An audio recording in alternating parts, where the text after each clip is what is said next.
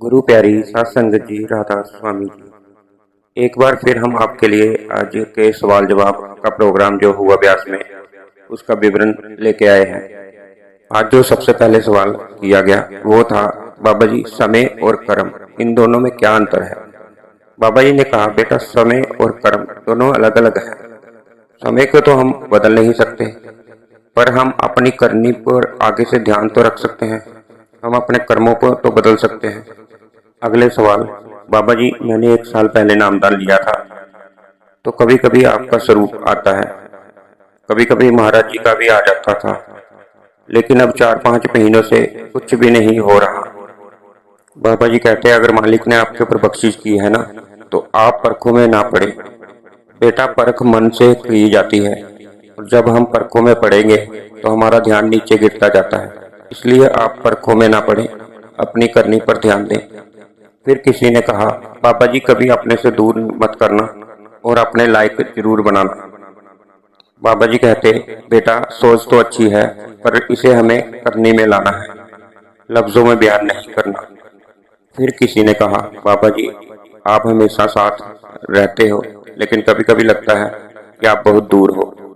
बाबा जी कहते, बेटा माँ बाप कभी भी बच्चों का साथ नहीं छोड़ सकते। जैसे जैसे माँ बाप बुजुर्ग होते हैं ना, उनका ध्यान बच्चों में ही रहता है। बाबा जी कहते हैं, ऐसे ही हम मालिक भी हमारे साथ है। हमारा ध्यान भटक जाता है, हमें लगता है कि मालिक हमसे दूर है, लेकिन मालिक कभी भी हमारा साथ नहीं छोड़ते। हमें लगता है कि मालिक हमसे दूर हो गए। अगला सवाल था, बाबा जी नामदान लेने के बाद लोग वहम क्यों करते हैं। बाबा जी कहते हैं, बेटा विश्वास की कमी। बेटा जो कुछ मिलेगा अंदर से मिलेगा। बाबा जी कहते हैं, बेटा कभी हम सियानों के पास भागते हैं, हम कुछ भी कर लें, लेकिन जो होना है वो होके ही रहेगा। जो मालिक ने हमारी किस्मत में लिखा है वही होगा। इसीलिए इधर उधर भागने से अच्छा है कि हम मालिक के बहाने में रहें और अपने कर्मों को मालिक के साथ जोड़ें। फिर किसी ने सवाल किया, बाबा जी मैं भजन सुमरन नहीं कर सकता। बाबा जी ने कहा, बेटा जब हम रोटी खाते हैं या नहाते हैं तो हम कभी कह सकते हैं कि हम ये काम नहीं कर सकते। ऐसे ही इन सारे कामों से सबसे ज्यादा जरूरी काम है भजन बंदगी। पर अगर हम भजन सुमरन नहीं करेंगे तो इसी शारीरिक दायरे में रह जाएंगे। फिर किसी ने कहा कि बाबा जी मैं बहुत खुशकिस्मत हूँ, मेरे को आपके साथ सवाल जवाब करने का मौका मिला। बाबा जी सफल व्यक्ति की परिभाषा क्या होती है। बाबा जी कहते, बेटा सब मन की शांति। जब तक अंदर से सुख नहीं आता, चाहे जितने मर्जी धन दौलत मिल जाए, चाहे जितना मर्जी बड़ा कारोबार हो जाए, लेकिन असली मन की शांति में ही सुख है। सबसे बड़ी बात यह है कि हमारे मन में चैन कितना है। अगर हमारे मन में चैन ही नहीं है तो क्या फायदा फिर इन चीजों का। फिर किसी ने सवाल किया कि बाबा जी जैसे एक पिता अपने बच्चों को रोड पार कराता है उंगली पकड़ के, वैसे ही आप मेरी उंगली पकड़ के मुझे भवसागर से पार करा देना। बाबा जी ने कहा, बेटा इतनी संगत है, अगर मैं सबको उंगलियां पकड़ाने लगा तो मेरी हाथों का क्या हाल होगा। फिर सारी संगत हंसने लगी और बाबा जी भी मुस्कुरा रहे थे। फिर उस बहन ने कहा कि बाबा जी मैं आपकी सबसे प्यारी हूँ, इसलिए। बाबा जी ने कहा, जो ये बैठे हैं क्या ये मेरे प्यारे नहीं है।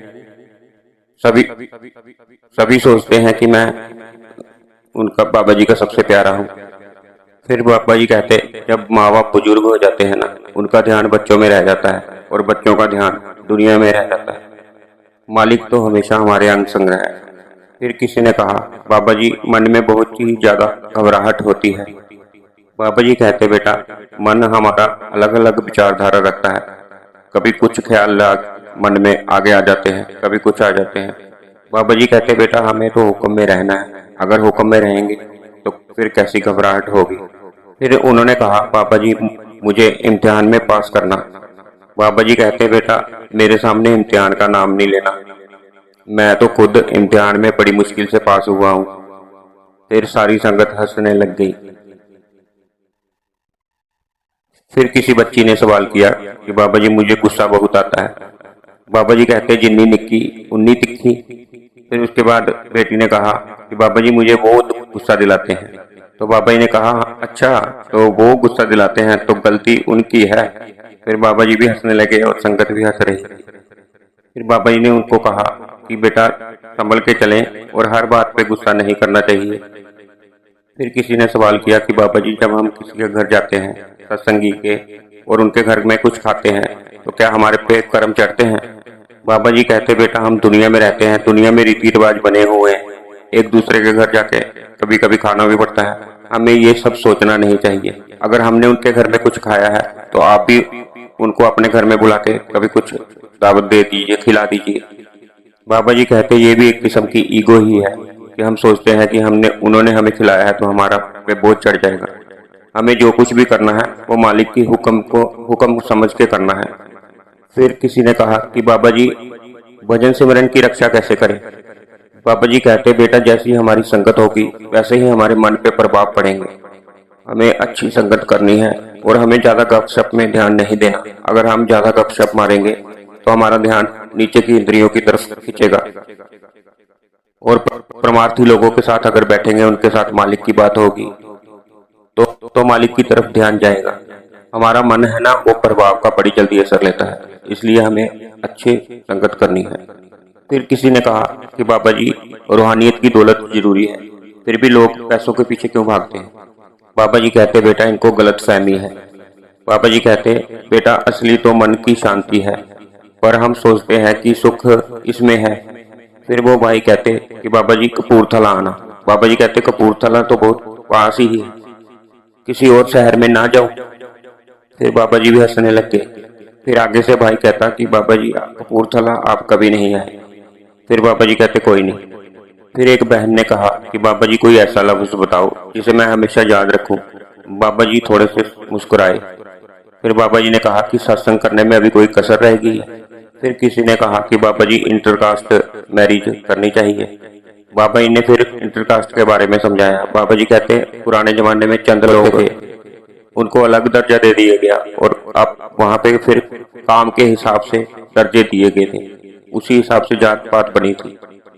जो हाथ से काम करते थे उनको सबसे नीचा दर्जा दिया गया। फिर बाबा जी ने कहा, मैं भी किसान के घर से आता हूँ, इसलिए मेरी कास्ट तो सबसे लो हुई ना। बाबा जी कहते, बेटा हमें जात पात में नहीं पढ़ना, इसका मकसद धर्म के साथ नहीं है, जात पात का मतलब काम काज से है। फिर किसी ने कहा कि बाबा जी जो मन है वो संत मत में स्पीड ब्रेकर है, तो फिर कैसे चलेगा? फिर बाबा जी कहते, बेटा हमने जिंदगी से सीखना है कि कब रफ्तार तेज करनी है और कब रफ्तार धीरे करनी है। बाबा जी कहते, बेटा जिंदगी में हमें जितना हो सके इतना सीखना चाहिए। फिर किसी ने सवाल किया, बाबा जी नामदान लेना चाहता हूँ, लायक कैसे बनूं? बाबा जी कहते, बेटा बीमार ही डॉक्टर के पास जाता है, नाम लेके कमाई करेंगे तभी तो लायक बनेंगे, तभी तो ठीक होंगे। अगर हम ठीक ही हो गए तो फिर हमें डॉक्टर के पास जाने की क्या जरूरत है? फिर किसी ने कहा कि बाबा जी परमात्मा ने हमें क्यों भेजा? बाबा जी ने कहा, बेटा वो बोर हो रहा था तो बाबा जी ने कहा कि उसने सोचा कि इनको नीचे भेजता हूँ, ये कुछ कर लेंगे। बाबा जी कहते हैं, हमने यहाँ आके तमाशा करना शुरू कर दिया। फिर किसी ने कहा, बाबा जी आप दो तरीके का नामदान देते हो, जो गलत करते हैं वह सुखी रहते हैं और जो सही वो दुखी। फिर बाबा जी ने कहा, बेटा हिसाब किताब तो एक एक पैसे का देना है। अच्छा इंसान है वो तो सुखी है, जो गरीब होता है वह तो सुखी ही है, उसे किसी चीज का फिक्र ही नहीं है, ना उसके पास कुछ है। जितना हम अमीर होते हैं उतनी ही ज्यादा हमें फिक्र हो जाती है। कभी इनकम टैक्स की रेड पड़ जाती है, कभी सेल टैक्स की परेशानी हो जाती है। सुखी वो है जो मन में शांत है।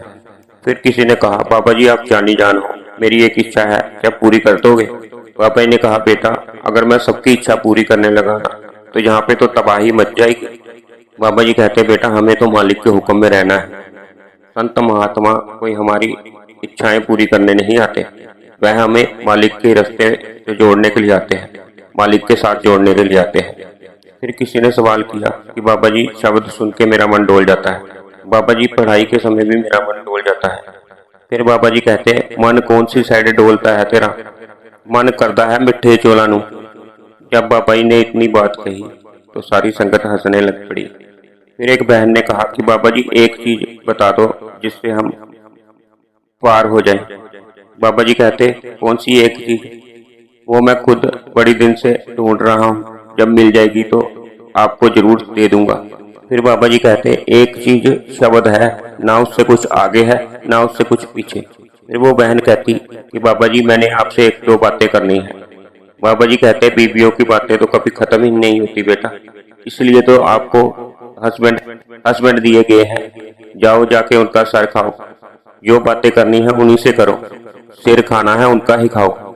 जब बाबा जी ने ये बात कही तो सारे पंडाल में खुशी का माहौल हो गया। ये थे आज के सवाल जवाब। कल फिर 4 बजे सवाल जवाब है, हमारा वीडियो आएगा।